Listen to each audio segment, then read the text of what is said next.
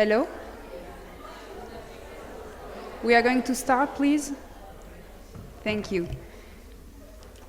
So thank you everyone for being here. Since yesterday, we've talked about artificial intelligence, machine learning, data journalism, robots, many things which appears for many of us far from the idea we have of journalists, especially in France, where the history of journalism is related to writing and even literature if you go back far in times. As we are in a school of journalists, we will focus here on how we train future journalists to work with this technology, machine learning, how to use it, what do we have to do to prevent ourselves from being obedient to it, but enjoy the many possibilities it has to offer to us. With us today, ladies first, Marianne Bouchard. You know her since September. She helps run the digital journalism classes for our degree at AG Journalism School. She's the founder and director of ID, a media non-profit building data journalism. And before launching ID, she spent 10 years in London, where she worked as a web producer, data journalist, and a graphic editor for Bloomberg News, among others. Here we have today Paul Bradshaw. Thanks for being here. He leads both the Master in Data Journalism and in Multi-Platform and Mobile Journalism at Birmingham City University, and he works as a consultant data journalism in the BBC England Data Unit. He is also the founder of the online journalism blog, which is a reference in the field, and he also founded Help Me Investigate, an investigative journalism crowdsourcing site. So maybe Paul, you want to start?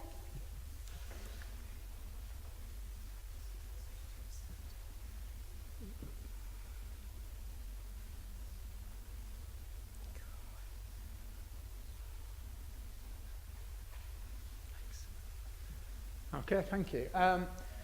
First of all, I should say you're very lucky to have Marianne here in this institution. She's absolutely at the cutting edge of what's being done. She's extremely well connected, as you can see from the event today, so to never take Marianne for granted. You're very, very lucky.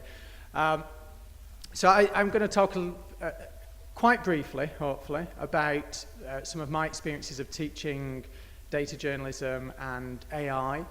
A little bit of background to that.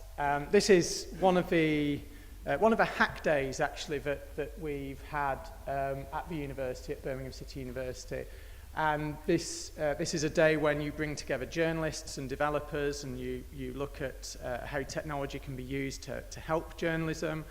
And you've got MA students there, you've got undergraduate students, you've got people from the wider technology sector in Birmingham. And the courses that I'm involved in involve data journalism techniques, so we're looking at spreadsheets, also HTML, also JavaScript, also R, and then moving to AI by the end of the first semester.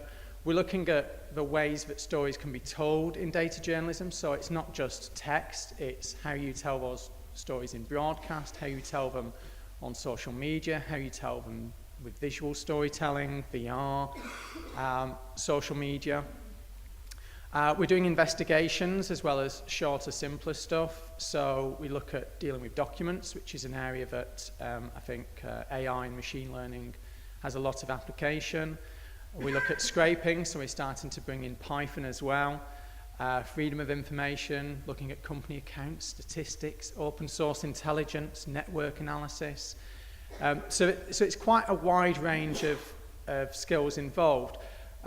All the way through, I should say, this is, teaching in the UK generally, journalism at master's and undergraduate level is practically based. It's what I would describe as practice-based research at MA level. So you are doing the data journalism, but you're doing it within a critical context. So you are understanding what are the critical issues in my field, what are the methods that I'm using in the issues with those.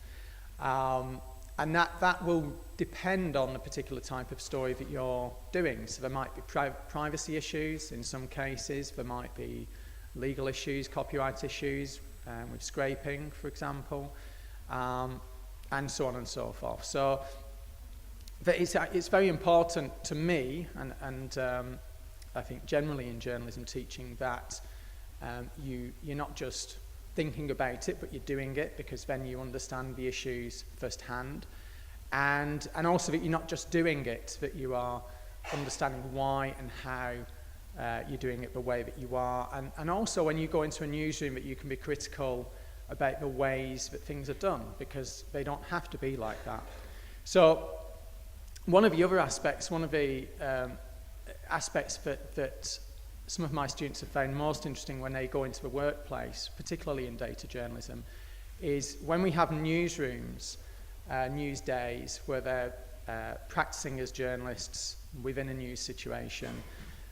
I ask the data journalists to think very carefully about what their relationship is to the rest of the newsroom.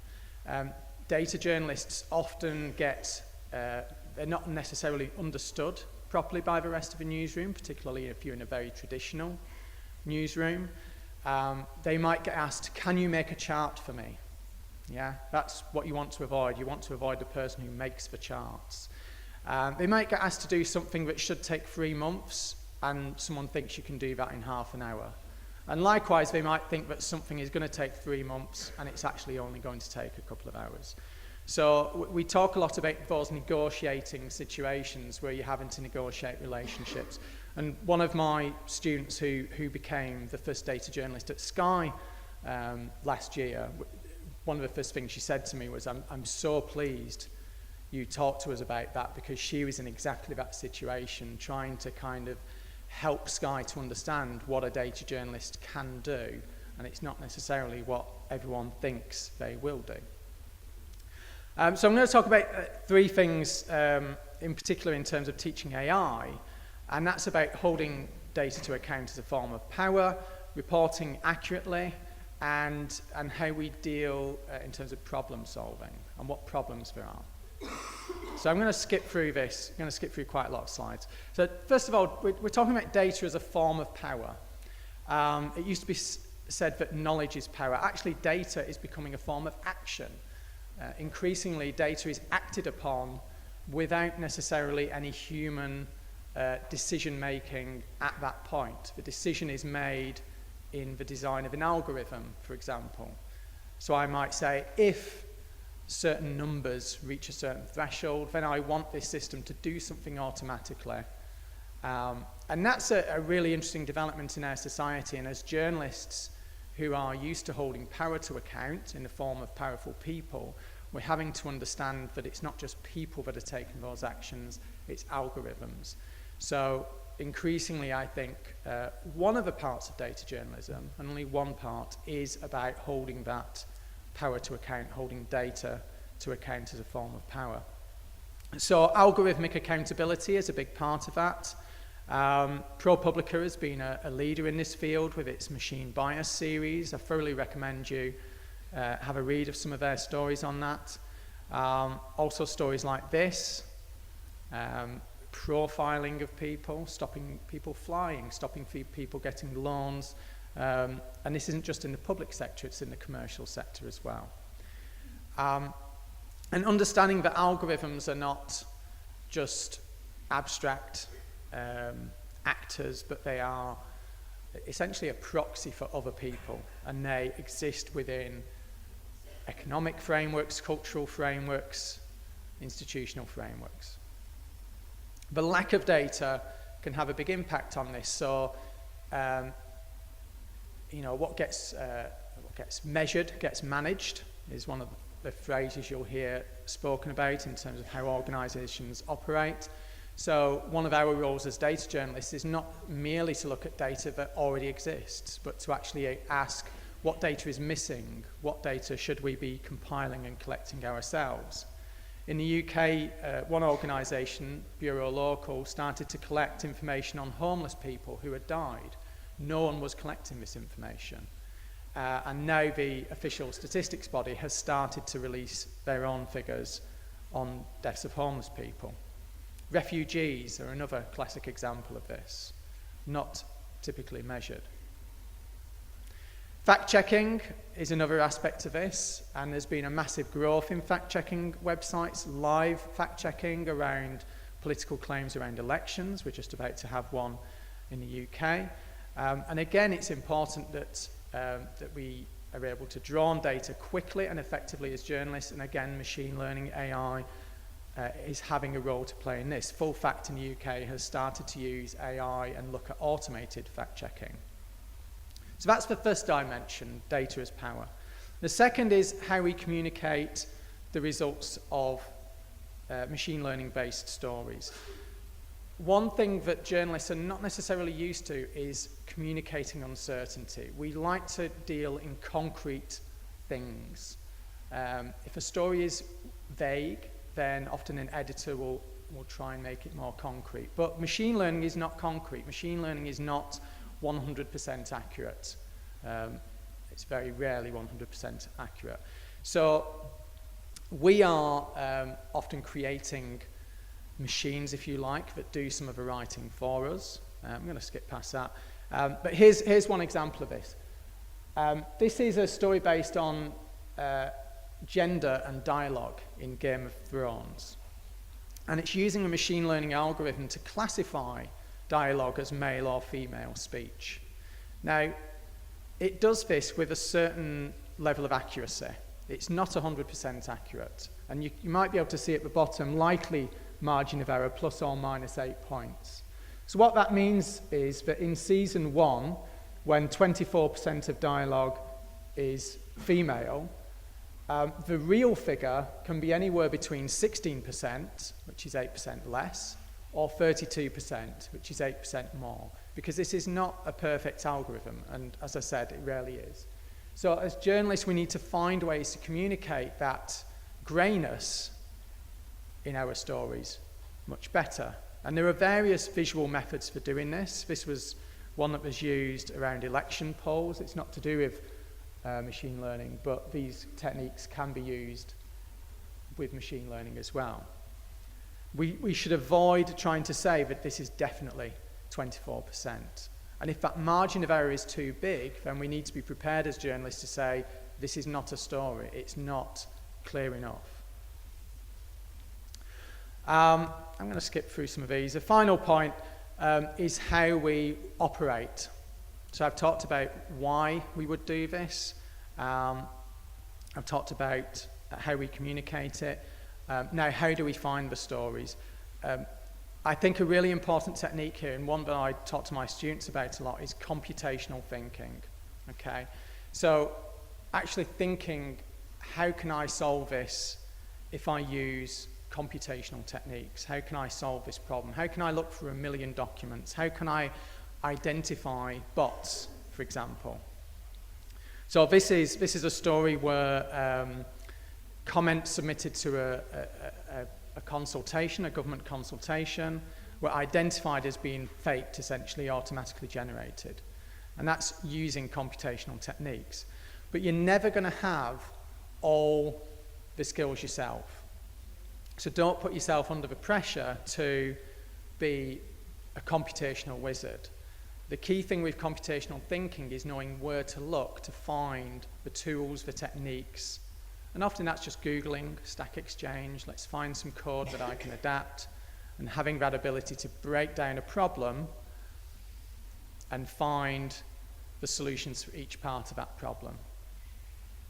So I don't necessarily teach, this is how to use R or this is how to use Python. The first thing I teach is this is how to understand programming. And once you understand the basics of coding, for example, you might need to use some JavaScript, you might need to use some Python, but you can understand how they all work, and you're not trying to learn it like you learn history or geography. You're trying to learn it like you learn science, trial and error.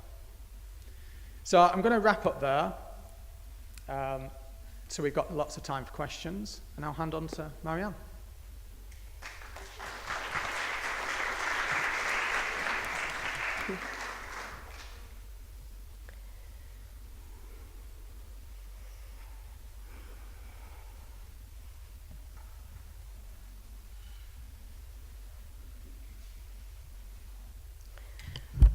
Well, I could resume my point of view. I mean, I could sum up my point of view and say, just the same.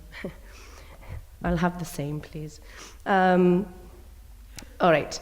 I've taught data journalism and online storytelling techniques in various places over the past few years, places in England, places in France, but also various countries around the world, including, regions in Southeast Asia and Africa, and that sort of got me a different experience to other journalism teachers, because I got to see how is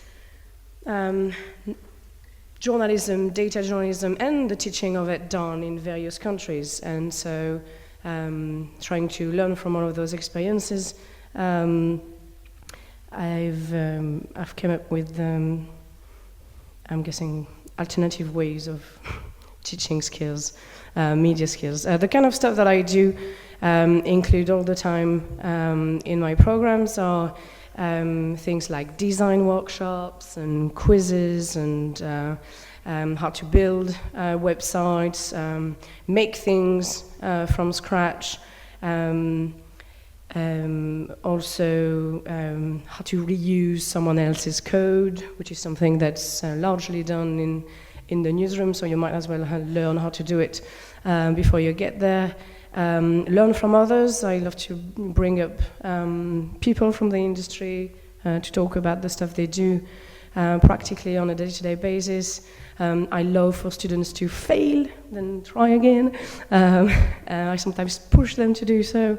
And all of that with a bit of theory when needed. Hold on a sec.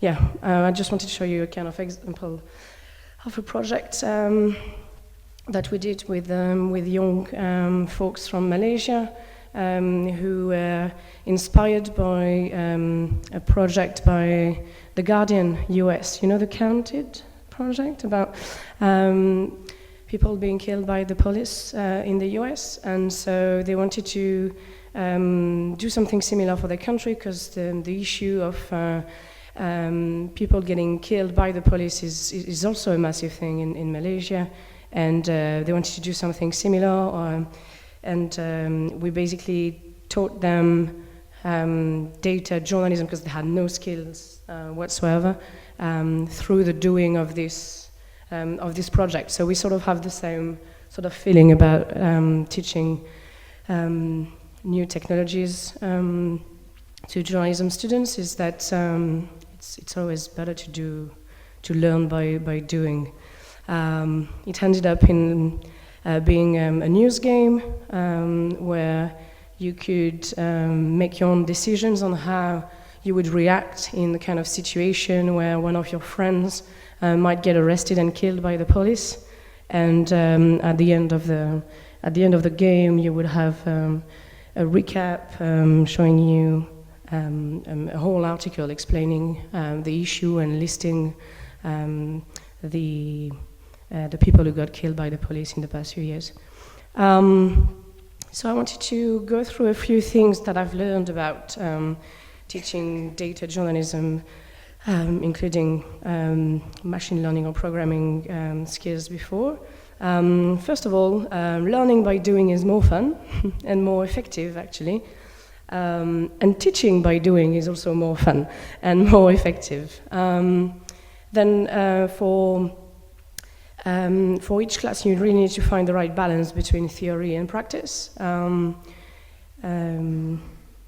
because you don't want to bore people with too much theory, but at the same time, it's often needed.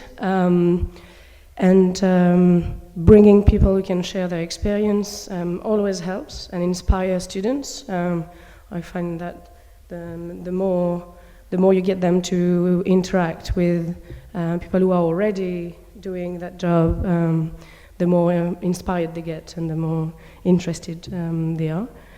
Then data journalism, machine learning, programming, they can be scary words for students, even if they've picked your course willingly. So making it fun and more reachable always help. The other thing is that not everyone will have the same level of skills when they get to the program, so adjusting to that is sometimes, well, it can be difficult, and preparing for it is another challenge. I'd love to discuss that with you as well in the discussion. How have I learned data journalism and programming skills is something else, because when I was at media school, there was no class in data journalism. I mean, we would not even talk about data journalism yet at school, and we sort of had to make our own way. I basically crashed programming classes for design students that were organized at the University of Westminster, where I was studying. And we just go there between our own classes to try and get the basics in HTML and JavaScript and things like that. Thankfully, the university did not notice it, so we didn't get into trouble. The teachers did notice it, and he ended up giving us marks and helping us out along the way, so that was fun. I also went on Codecademy, that many of you know. Udemy website, I mean, I tried to get the knowledge wherever I could find it. I bought some books, you know, those things, you open and read. I also created the data journalism blog in 2011 at the end of my master's, as I was still learning skills for data journalism, because I realized that I was learning so many cool things from all sorts of people, but there were no one place to find all of those tutorials or all of those testimony from people in the field. So I thought, I'm just going to make it. And so since I had managed to learn HTML, I built a site, and then I just gathered all the stuff I've learned on it so that everybody could also learn from it.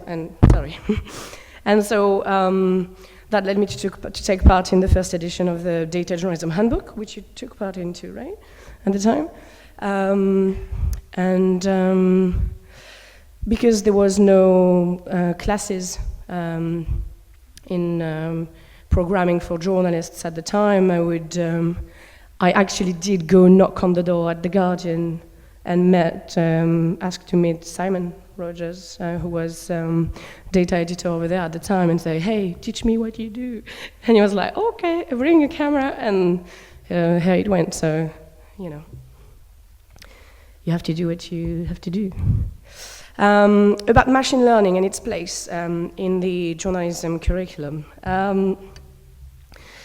Many journalism schools in the world are only just adjusting to teaching basic data skills to their students. So I can understand that some of you in the room might think that machine learning, a very specific niche of programming, seems like such a big ask to integrate in the curriculum. Decision makers in most journalism schools everywhere are willing to adapt to the rise of new technologies, but there's only so much you can fit, right, into 1 or 2 years of courses. So that makes it challenging. There aren't many people around either who can teach how to apply machine learning to journalism. So it's one thing to want to teach you machine learning, so who is going to do it, now that we are not that many doing it in the world. Most of the people who use machine learning in their journalism haven't done it a lot yet. Some have done it just once. Peter Haldos was talking to us yesterday afternoon about that super project that they did about the spy planes in the US. And he always reminds everyone, well, I'm a data journalist, but I've done machine learning just once for that project, not because I'm a machine learning expert, but because I wanted to do that story and I needed machine learning to make it happen. So the good side of things is that it was kind of the same discussion that we had with data journalism a few years ago, and it all went well in the end. So earlier this year, some of you know, I asked, actually just a couple of weeks ago, I asked web journalism students what skills they'd want to leave the school with this year. If there was just one skill they wouldn't want to leave the school without, basically. And here's some answers I got. Coding, programming, build a website, data journalism, being a boss at infographics, scrollytelling, and design. Those were the main answers that we got, which proved that, you do want to learn those things, and apparently you wouldn't get out of the school without those skills, so we're going to be in trouble at the end of the year if we're just going to stick around until we teach them. So technologies evolve very rapidly and faster than ever, right, even. And that's right for any field, right, not just for media and journalism. So adapting to that phenomenon is key. And equipping students with the right set of skills is key. Should journalists learn how to code? That's probably the question that comes up like every single conference about the future of media. And the answer is always yes and no, in my opinion. No, they don't need a full degree in computer programming to do their jobs. Okay, so that's clear for everyone. But in my opinion, if our mission is to give students the best chances to of getting a job at the end of their degree, and or to be future-proof, like we say, then I think that they need to learn how to code. Let me rephrase that. I think that they need to learn how to code to a certain level, which goes back to what you were saying earlier, Paul. I think they need to be able to understand what programming is, like you said. They need to know how to talk to a news developer or a designer. They need to understand what they see when looking at the source code of a web page or a data journalism project. I think you all need to know what's HTML, CSS, JavaScript, R, Python, SQL, and what they are used for. You need to be able to play with code to get where you need to go, basically. You need to know what machine learning is and how a machine learning project is made.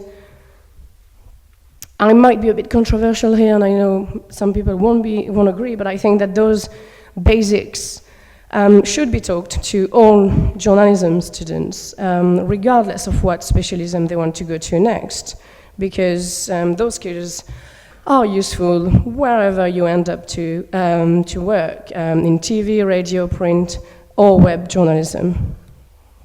Then I think that more skills should be offered to students who have specific appetite for data journalism. Things like advanced courses in programming with R, Python, which are known as the top languages for machine learning, as well as HTML and JavaScript when needed. Those courses shouldn't be computer engineering courses. I'm not saying that you're going to be going home, building your own computer. That's not at all the purpose, but it's like practical application of those skills to journalism that you should feel comfortable with. And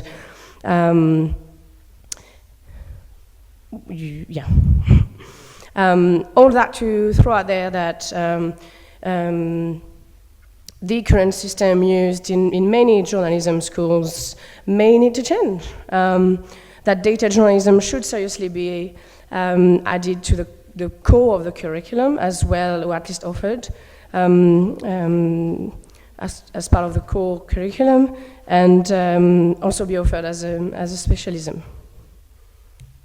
That's it. Let's discuss. Thank you.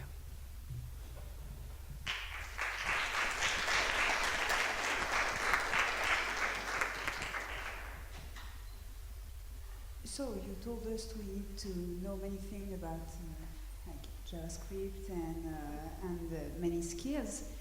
How do we do very technically to learn it and to be able to do it at the end of scholarship in like some months for some of us and 1 year for the others?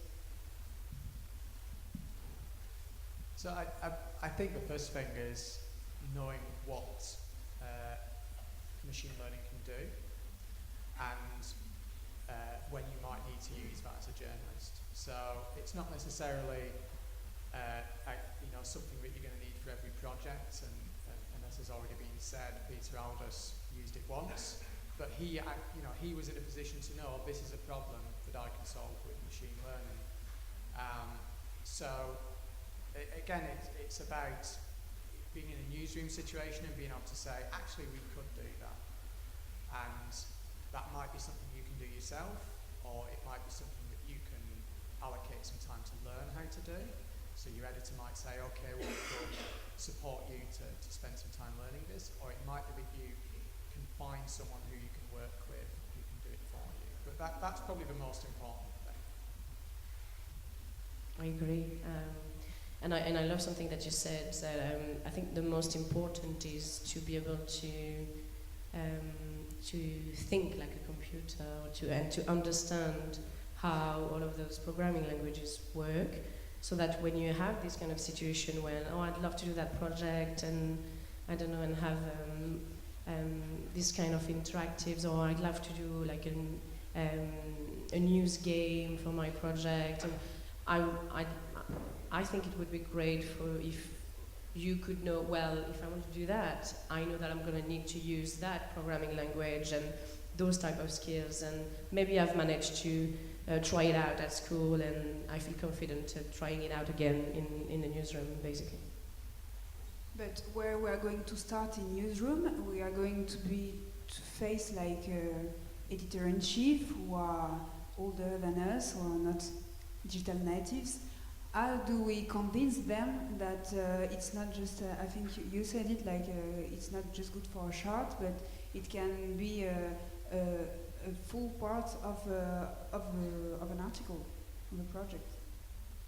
I agree that this also should definitely be taught at school, and that's because that's a problem that you're not the only one to think of, okay? All of the journalists and all of the data journalists, or anybody who's got some data or interactive skills online, are having trouble managing to pitch their ideas or to make themselves understood in the newsroom. And that's also a discussion that we have at pretty much all of the data journalism conferences we go to, like how do you get your editor to let you do data journalism projects, and to understand what effort it takes to do them, and to not consider you as the chart desk, which is something that actually happens a lot, even for experienced data journalists. It is a big challenge.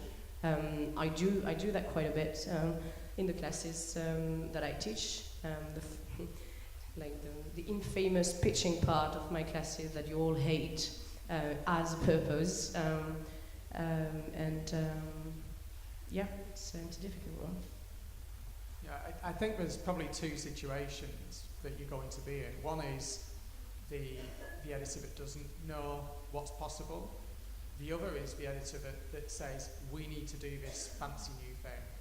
So, a few years ago it would have been, we need a phone app, or we need a Twitter account, or, this is the new thing. So you might get the editor that says, we need to do something with machine learning, and you might be the person that turns around and says, actually, we could do that a lot easier another way, or actually, that's not the right method.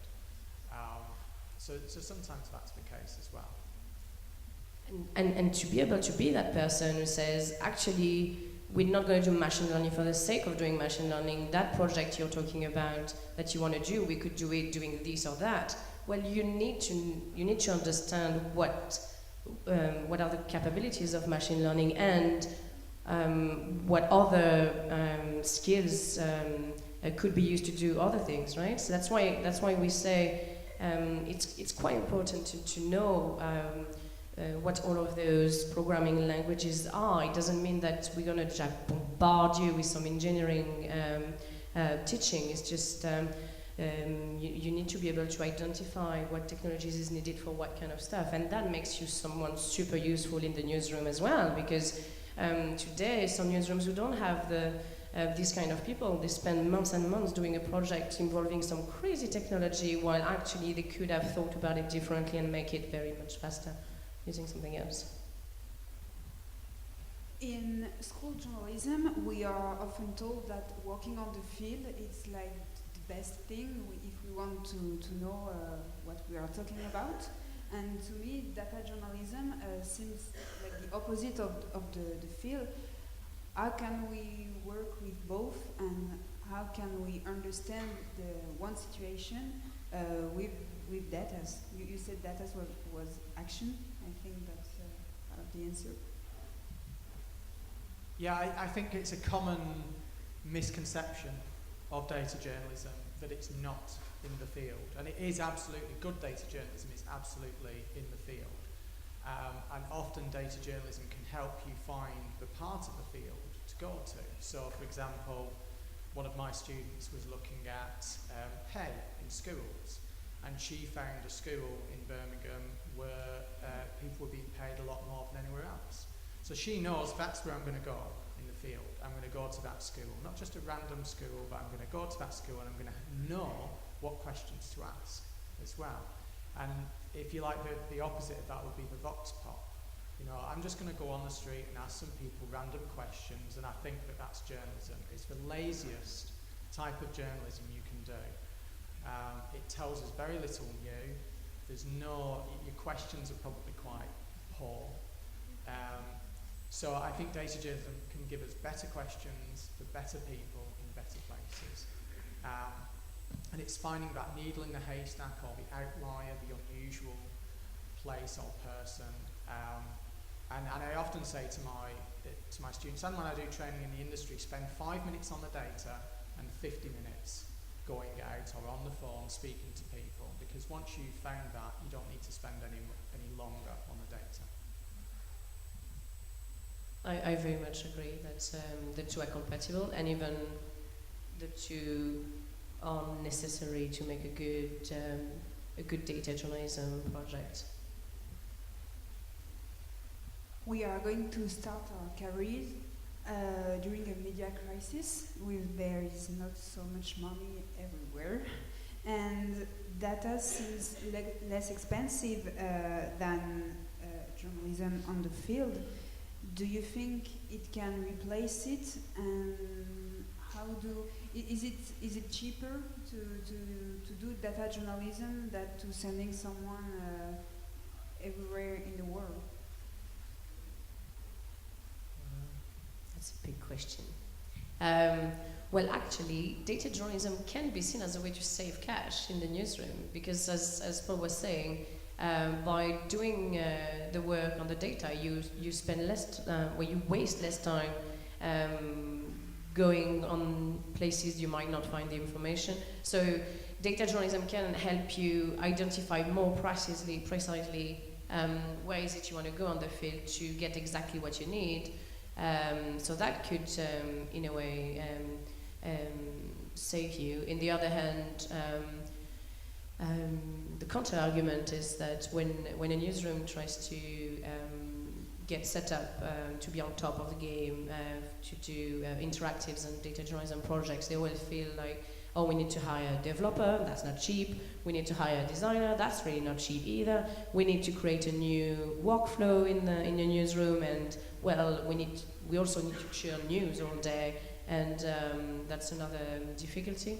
And I think I think that it's a problem that a lot of people are addressing at the moment, and nobody's really got the right answer to that. I don't know what you think about it. I think to some extent the question as to whether it's cheaper or more expensive is the wrong question. The question is, does it allow us to do better journalism? You know, if we have 6 people making one TV programme because one's holding the camera and does that make it better in terms of the actual journalism? If we've got people, you know, as has been said, the more efficient and effective way of doing the story, getting to it quicker. And one of the exciting things, in fact, the very reason I got involved in data journalism was I could see the potential it had for making investigative journalism not a specialist role. You know, historically, investigative journalists have been rare. They've been, you know, investigative journalism was done by those individuals. What data journalism has allowed to happen is more people can do that. You don't have to be an investigative journalist to do an investigation. And that's because, to some extent, it makes it easier and cheaper to do that. You don't need to hire specialist staff. And likewise, if you want to get a job in the industry, it's going to be cheaper to hire a journalist who can code a little than it is to hire a web developer who can get a job anywhere else as a dedicated coder. And that's what makes you super useful in the newsrooms you're going to get to, as you just said. So if you get to the newsroom with those skills on your CV, saying, well, I understand how computer works, I understand how programming can be useful in the newsroom, I can actually tell you, you know, what kind of stuff is possible on the web, and I can have a try at it. Actually, I'm quite confident in trying tools and making, you know, little interactives and get you to the place you'd like to be in terms of data journalism or things like that. That makes you somebody super useful for newsrooms who otherwise would have had to go and talk to developers or designers that are much more expensive. Yeah. I have a question for you, Paul. In the UK, how do you have to convince your student that data journalism is the future of journalism? How do you do to make them understand how important is it and how it's going to help them to be more effective in a newsroom? Yeah, it's a very good question. I think one of the problems in journalism is most of the people who want to be journalists are word people. They might well have, and in fact Simon Rogers at The Guardian talks about the fact that he failed maths and he was not interested in maths, but he ended up head of the data desk at The Guardian and now works at Twitter, or Google, sorry, he worked for Twitter and then Google. So one of the points is that this isn't maths, this isn't numbers in the sense that, you know, in the sense that people might think. Some of the most basic data journalism techniques are clicking buttons, basically, in Excel or something like that. It doesn't have to be about statistics, it can be about fashion. You know, there's been stories about the colours of the season, it can be about music. So I think the first thing is opening people's eyes to just how widely it's used. It's used in magazines, it's used in broadcast. It's not just hard news, yeah. So showing lots of examples that people can get inspired and excited about. I think the interactivity that it allows is one area that really excites people. You know, we want people to get people. News games being a good example of that. And I often start from the end, and you know, I do an exercise where I look at Oscar winners and ethnicity and gender, and show them how to do a quick visualization, and then okay, let's work back and what are the skills you need to get the data in that shape. But you know, fundamentally, the fact that fewer people are interested in it means that you as a student are going to be, it's going to be easier for you to get jobs. And I've had lots of students who've been offered jobs because they're the one person that has that unique selling point. And every other student, and this is what students do, and I bet loads of people are doing it right now, is they think, I don't need to do that. I'll be special because I'm a great writer, and I'll be special, and I'll be like a 1970s journalist that'll get away with it. And everyone thinks that they're the unique exception. And if you think that, you're probably wrong, because everyone is thinking this as well.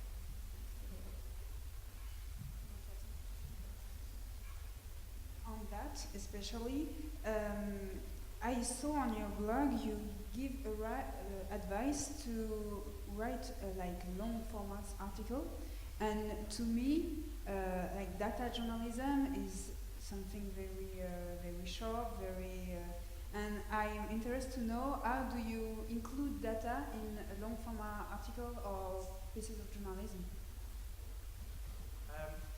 Well, I'll give you an example. I did an investigation into the Olympic torch relay, and when the Olympics was held in London. Now, you probably remember the Olympic torch relay is where the Olympic torch is carried by 8,000 people, normally from its birthplace in Athens to the actual ceremony. It takes weeks. And in the UK, it was supposed to be a celebration of local heroes. It was supposed to be a celebration of youth. So a number of promises were made about what was going to be done. And obviously this was public money. So I investigated that. I used data journalism techniques to look at, well, how many young people did carry it? Did they actually, it was supposed to be half, and that didn't happen. Were they all local heroes? No, a lot of them were executives, a lot. Now, so that gave me the kind of the story. And the story was that the Olympic authorities had broken their promises, and that lots of people had kind of handed places to their friends, or people who sold a lot of phones, people who sold a lot of Coca-Cola. But in telling that story, because it's a long story, it was about 8,000 words, 10,000 words, I looked for a case study of someone who, what I often say is you want to do two things with a story, with a long story or an investigation. You want to tell me why this matters and why I should care. Now, why this matters is the data, because I can say that only 20% of people were young instead of 50%. I can say that a quarter of places went to executives or whatever. But I also need to tell you why you should care. So I find one person who was a wheelchair athlete. He had broken 80 bones in his body. He was nominated by 20 people to carry the Olympic torch, and he was rejected. And that's the story that we open with. And then we talk about, at the end of the story, these are all the people who did carry the torch on the day that he was due to carry, he would have carried it. And it was a railway executive, a telecoms executive, a marketing executive, someone who worked for the bank that sponsored this relay, and it just went on and on and on. So I guess what I'm saying is data allows you to flesh out that story. If I only told that one person's story, it would be a tragedy. But it doesn't tell us anything apart from one person had a bad experience. Data allows us to say, this is a big problem. This is a systemic problem. And I think that's why I'm interested in long-form journalism, because it's how we tell those longer stories. And data journalism is just one tool. Likewise, machine learning is one tool. The interview is one tool. And as journalists, we need to have as many tools as possible to be able to tell the best possible story. Okay, last question, more general. How old are your students, and do they have a degree when they arrive at journalism school? Is it we want to compare from France? Yes, most of them have an undergraduate degree. Some of them in journalism or media, but not all. They might have degrees in science or history or English. Sometimes we will take on people who haven't got a degree, but they've got lots of experience. So we had a Canadian broadcaster. She'd worked in broadcasting for 30 years. And we set them certain tests. And so we will accredit that experience as equivalent to a degree, and she was fantastic. She got a distinction in her master's. So it really varies, but we assume that people have no previous experience when they begin, apart from writing maybe 1 or 2 stories that we've asked them to write as part of the application process. Do some of you have questions, maybe? I'd like to ask a question about coding and in the context of HTML. So 20 years ago, everyone said that journalists need to learn coding, HTML. And then it turned out that that was not necessary. If you have WordPress, anybody can create a web page and so forth. So is there going to be a WordPress for Python and a WordPress for R? Is it worth learning these languages? Are there going to be interfaces that make it not necessary to learn the coding? And that's a very good question. And I think that even if WordPress is there, I need to know what's HTML and how it works. To me, it's not good practice to rely on tools to do the job for you, and especially in journalism schools. I mean, I would help students find easy to use tools, but I would also explain to them that's how it works, and that's the kind of technology it uses to work. Because I don't like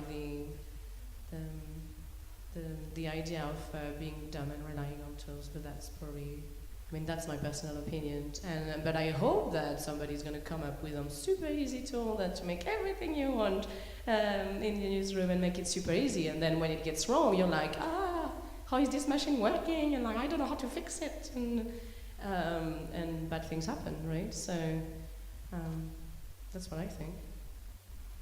Yeah, I think HTML and I started teaching online journalism probably about 15 years ago, 14 years ago, and even then I decided not to teach HTML because I knew they wouldn't necessarily need to create pages from scratch, but they would need to know the basics of HTML to be able to fix the odd thing or to add a little bit extra. But I think the thing with where HTML is different from languages like Python and R is that Python and R is about finding stories often, most of the time, and HTML is more about telling stories. So likewise, there are lots of tools where you can make visualizations without needing to know how to code, and most of the time they're absolutely fine for quick turnaround stories. But sometimes you might want to do a little bit more custom, more interactive, so you might need to learn some JavaScript to be able to do that. I do think that tools will get better over the years and will get more powerful. My particular interest is in that digging and the custom. Scraping is a good example of this. There are tools that allow you to scrape without any coding. And in fact, I'm talking about resources, so I'll plug my book now. So one of my books is called Scraping for Journalists, and the first 8 chapters are about tools that you can use, including Google Sheets. But then it goes into Python, and the reason it goes into Python is because there are lots of situations that those tools don't allow you to tackle. So if you want to scrape PDFs, there's really no tools that allow you to do that. If there's a tricky website that's got a cookie that uses cookies, then again, tools probably won't work. So there are always going to be those situations as a journalist where the off-the-shelf solutions don't solve your specific problem. Quite often because people don't want you to have that information.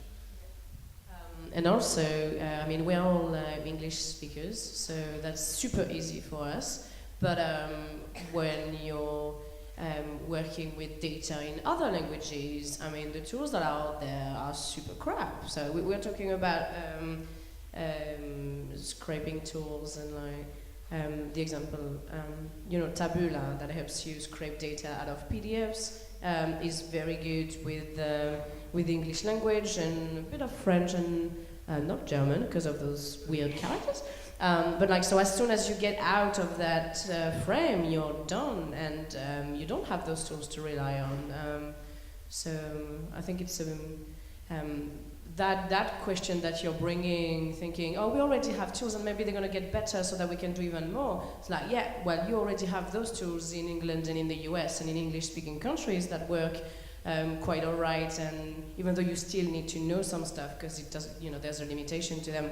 But actually, 85% of the world are still very much struggling with those skills. Someone else, maybe?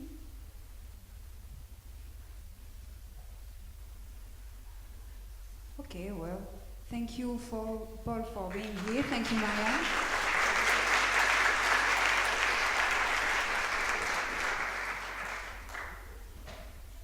And I will. Our Québécois people are going to come and learn so much things.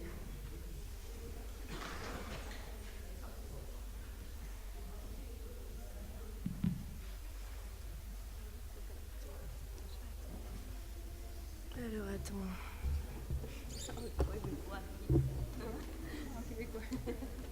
C'était bien. Moi, je fais des français. Non, mais si, c'est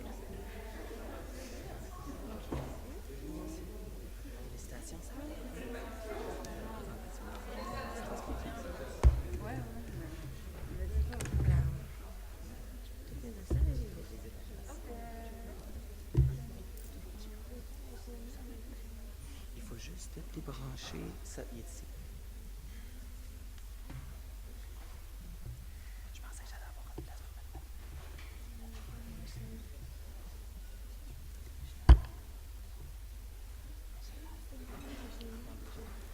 Ah, c'est de l'autre côté. On va s'approcher un petit peu. Merci beaucoup.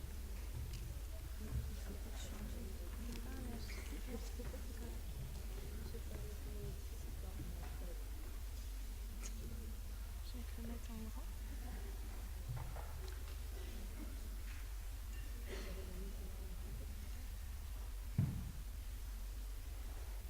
Juste faire un test pour changer les petites slides. Attends, on va le laisser aller. Ah, parce que là, tu viens de le brancher comme ça. Fait que là, il comprend. Comme ça.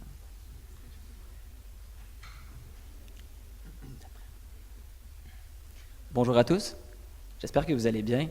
Donc, ça nous fait plaisir aujourd'hui, moi et mes collègues, de vous présenter un bilan non exhaustif de ce colloque sur l'intelligence artificielle. Ça n'a pas été évident, je vous avouerai, de quand même tout ramener ça dans une courte présentation qui fait environ 10 minutes, mais on va faire de notre mieux. Alors, on a repris la thématique « Les robots vont-ils sauver le journalisme ?» Avant tout, je me présente, je m'appelle Jérémy Trudel, je suis étudiant à la maîtrise en journalisme international à l'Université Laval. Je vous présente mes collègues, alors, à ma droite, Audrey Sanikopoulos, Guillaume Mazoyer et Maude Pétel-Légaré.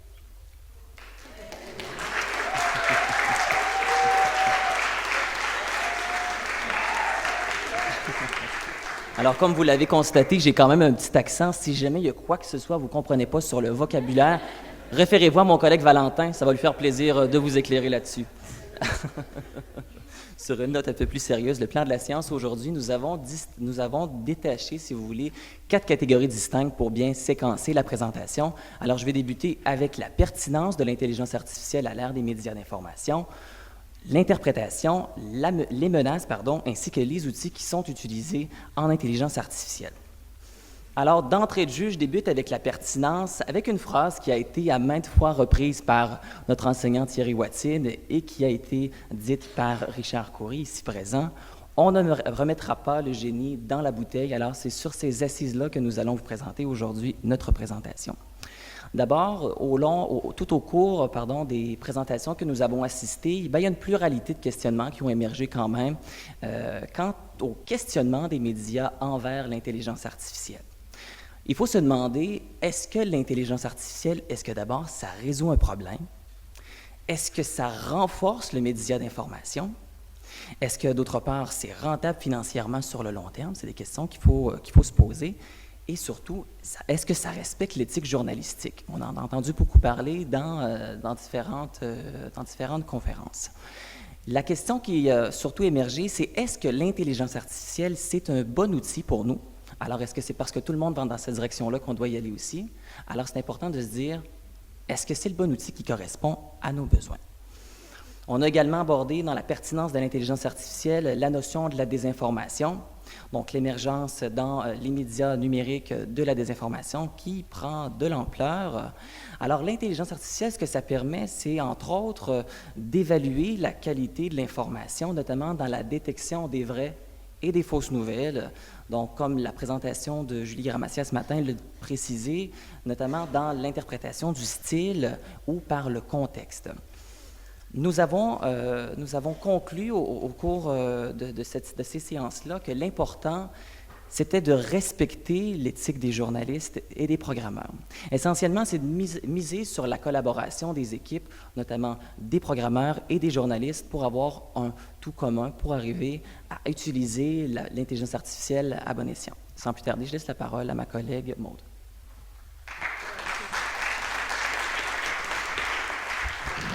Bonjour. Bonjour.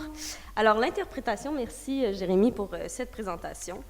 L'interprétation, pourquoi c'est important? En fait, comme on parlait d'éthique, il y a 3 aspects qui sont revenus au cours des différents panels. Donc, la complémentarité entre l'intelligence artificielle et le travail journalistique. En fait, l'intelligence artificielle n'a pas la réponse à tout, et c'est ce qu'on a découvert. Je pense que beaucoup d'entre vous le savaient déjà, mais comme Benoît Raphaël de Flint a dit, les robots, ces robots qu'il a créés sont stupides. Donc, il faut les alimenter avec des bonnes données pour qu'ils puissent répondre justement à nos besoins. Donc, l'intelligence artificielle est un outil avant tout et peut faire le travail brut, mais les journalistes doivent choisir les éléments à garder. Donc, l'interprétation, c'est vraiment le rôle des journalistes avec cet outil qui est l'intelligence artificielle. Donc, comme Thomas Kent l'a dit, l'éthique journalistique doit évoluer avec la technologie. Le deuxième point qu'on a beaucoup abordé, c'est l'esprit critique. Donc, est-ce que les données qu'on utilise sont fiables? Que ce soit dans un reportage où on va faire du journalisme de données, qu'on appelle au Québec, vous ici c'est plutôt le data journalisme, il faut s'assurer que les données sont fiables, comme dans n'importe quel reportage, quand on fait une entrevue avec quelqu'un, on pose des bonnes questions, on veut s'assurer qu'on ne se fait pas manipuler par la source. Donc, il faut savoir quelle est la méthode de collecte de données, d'où viennent ces données, est-ce que ça provient d'un bon site de statistiques, et vraiment avoir la hiérarchisation des informations pour savoir si les données sont corrompues ou non, si on peut les utiliser.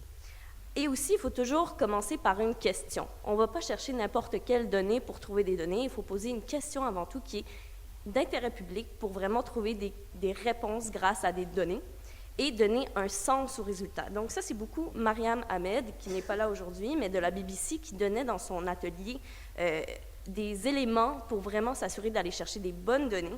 Et elle a dit, je la cite, « Machine learning is good, but it can't apply human judgment ».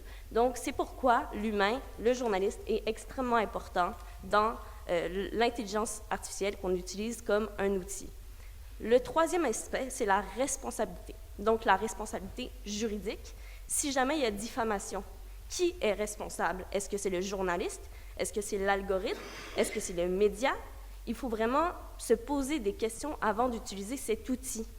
Et aussi, quand on fait n'importe quel reportage, que ce soit un reportage radiophonique, un reportage de journalisme de données en utilisant l'intelligence artificielle, il faut s'assurer que les données sont exactes et la véracité des reportages. Merci.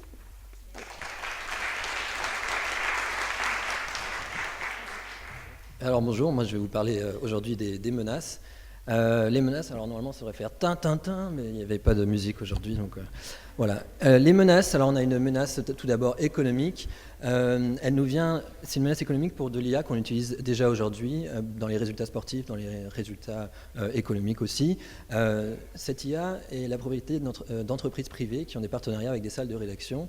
Et ces entreprises privées peuvent décider de faire des partenariats avec des plateformes de diffusion comme Facebook ou Alexa. Et donc, les salles de rédaction deviennent auxiliaires et donc ça crée un problème pour l'écosystème économique des médias. La deuxième menace, ce sont les deepfakes. Ce sont des fausses nouvelles qui ont pris des stéroïdes, pour reprendre les mots de Marianne.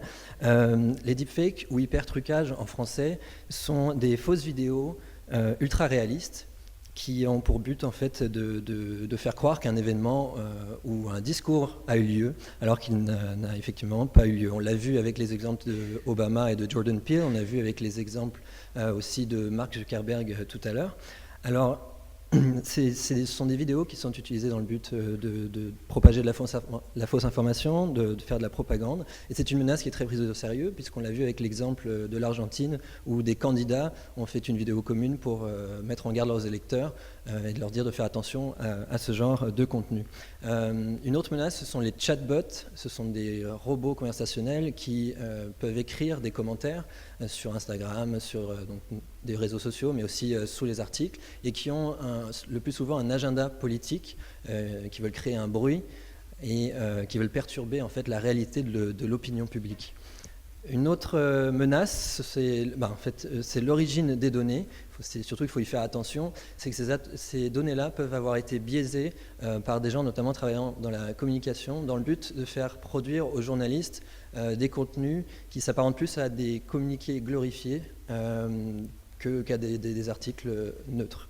Enfin, une dernière menace, mais qui est pas la moindre, c'est la méfiance et la désinformation. Alors, comme l'a dit Thomas Kent, 48% des Français sont méfiants envers les journalistes de la presse écrite et 52% sont méfiants envers les journalistes de la radio et de la télé. Nous, les journalistes, on est malheureusement les personnes en qui la population fait le moins confiance. Juste en dessous de nous, il y a les ministres et les députés, mais on est vraiment dans le bas du classement. Alors, face au front de la méfiance, s'ouvre un nouveau front qui est celui de la désinformation, et les deux sont interreliés, puisque la méfiance des médias engendre les succès de la désinformation. L'IA peut créer énormément de faux articles. Nous, dans l'atelier hier d'IA et de blockchain avec M. Erwan Loriot-Prévost, en un seul clic, on a réussi à créer un faux article intitulé « Le pape interdit à ses fidèles de prendre des avions de ligne ». Ça a été vraiment très facile de le faire. Et donc, bien sûr, ça peut avoir de fâcheuses conséquences, comme on l'a entendu ce matin avec l'exemple de l'Inde. Alors, est-ce qu'on se dirige vers une infocalypse? Alors, c'est peut-être un peu alarmiste, mais heureusement, il existe quelques outils qui peuvent essayer de contrer cette infocalypse, et puis Audrey va vous les présenter.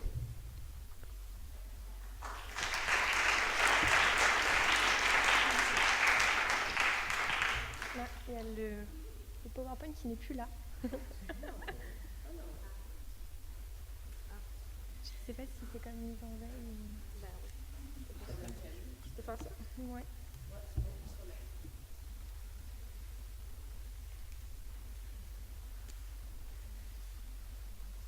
Bon, c'est bon.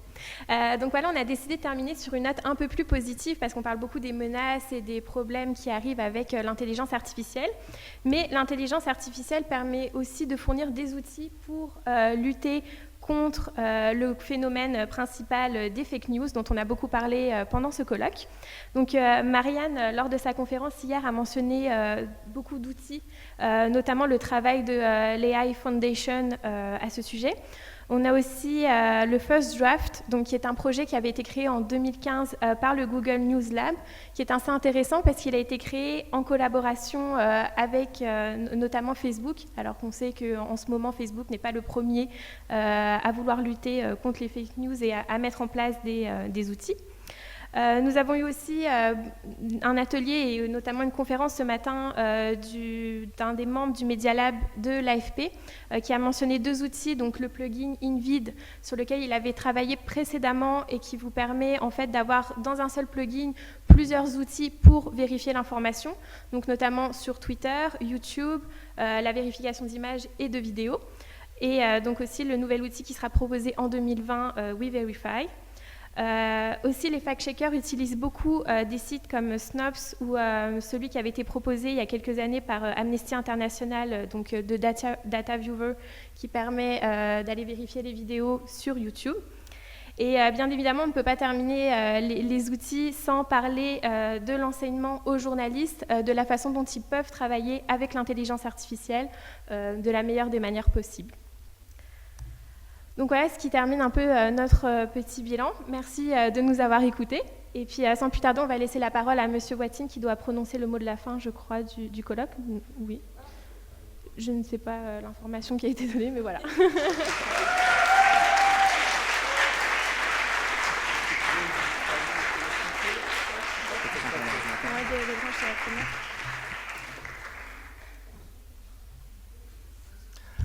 Ok, ben merci beaucoup aux 4 mousquetaires de Laval. J'ai été un peu surpris parce que J'ai trouvé que vous avez fait ça très bien. Hein, puis je vous lance des fleurs, mais regardez, vous êtes parmi la meilleure intervention de ces 2 journées. J'exagère. Ils ont bien fait ça. Je remercie l'école d'ailleurs de les accueillir comme ça, parce que j'allais dire, c'est super important ces échanges. On a parlé de technologie, très bien. N'oublions jamais l'humain qui est essentiel dans toutes ces discussions, l'humain.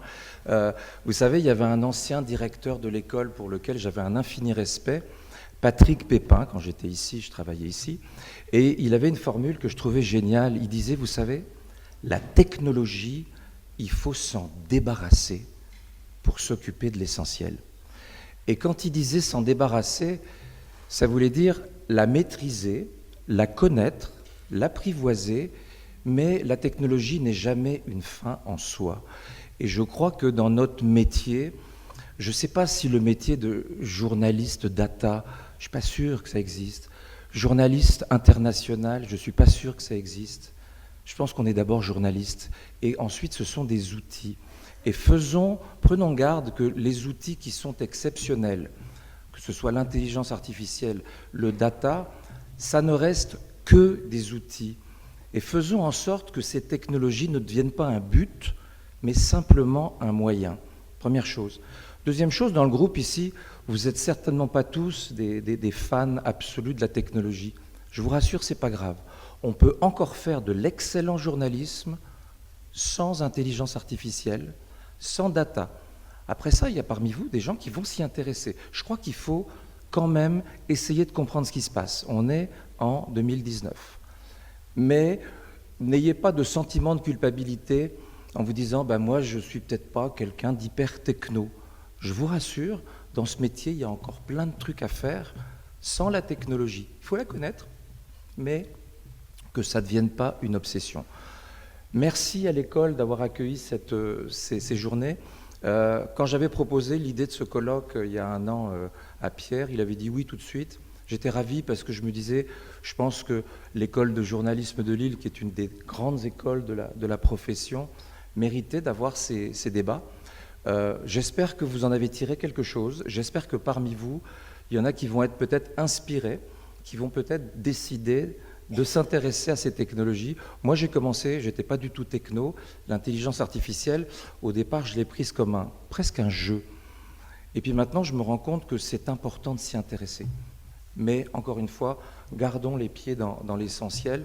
Je termine là-dessus. Vous savez, dans un petit livre que j'ai écrit il y a 2 ans, dans l'introduction, je disais « La future génération de journalistes, la relève, elle va devoir avoir les pieds dans les traditions et les mains dans l'imagination.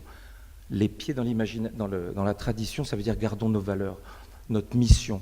Et essayons d'être créatifs, la technologie peut nous y aider. » Bonne chance dans la vie, bonne chance dans vos carrières, et merci encore d'avoir accueilli, comme vous le faites, nos mousquetaires de Laval, qui vont peut-être même plus avoir envie de rentrer à cause de vous. Merci.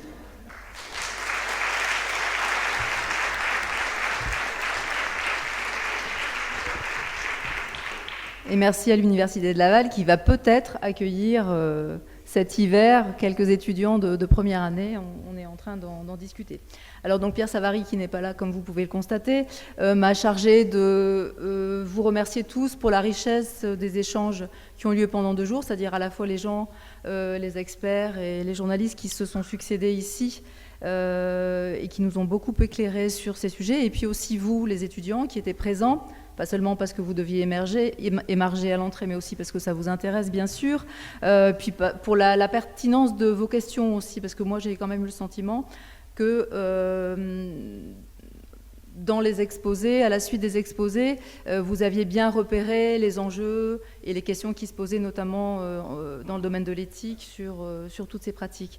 Donc merci à vous tous. Alors comme on n'a pas encore inventé de logiciel pour que Pierre Savary s'empare de mon cerveau, je parle aussi en mon nom et au nom de l'école. Voilà, pour vous dire que tout ce qui a été discuté ici pendant 2 jours, et ce n'est pas le début des discussions qu'on a pu avoir sur ces questions, puisque vous êtes étudiant à l'école, donc vous suivez aussi les cours qui vous sont dispensés. Vous voyez bien qu'il y a des sessions qui vous sont proposées déjà depuis un moment, et que notamment, par exemple, la question du code, de la formation au code ou pas, c'est une question qu'on se pose, pas seulement à l'ESJ, dans toutes les écoles de journalisme, depuis déjà un petit moment, jusqu'à quel degré le faire. Donc voilà, on voit que le sujet n'est pas tranché et c'est très bien. Voilà, ça a ouvert énormément de pistes de réflexion, à la fois pour vous, futurs journalistes, et pour nous qui nous occupons de la pédagogie et de la formation au journalisme. Voilà, j'espère qu'on poursuivra ces réflexions ensemble avec nos collègues de Laval, avec vous dans les sessions, avec tous les formateurs qui succèdent ici.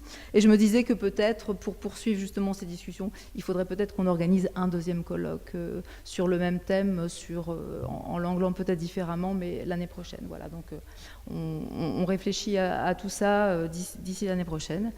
Et voilà, je vous remercie à tous et puis bonne fin de journée.